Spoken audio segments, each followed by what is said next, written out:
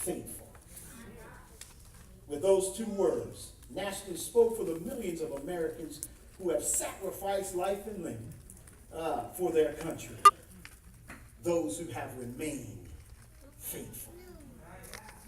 As we begin to take a look at this passage of Scripture, I believe that it's important for us to understand the context in which these words are being spoken, who the players are, and why this discourse is taking place.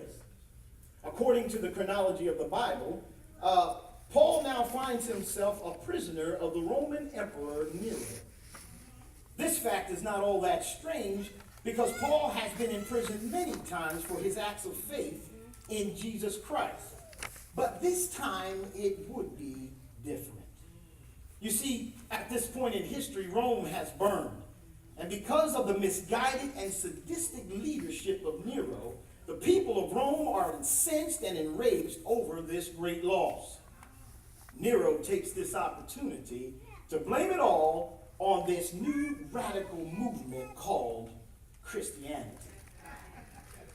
Thus the great persecution of the church begins. And Paul, being one of the greatest leaders in the church, has now gone from community activist and invited guest to public enemy number one. In fact, this would be the last letter that Paul ever wrote. This time, there would be no last-minute reprieve, no clever courtroom maneuvers, no stay of execution. From here, Paul, the impassioned preacher and teacher of the gospel of Jesus Christ, would himself be led to the cross and martyred before the people of Rome.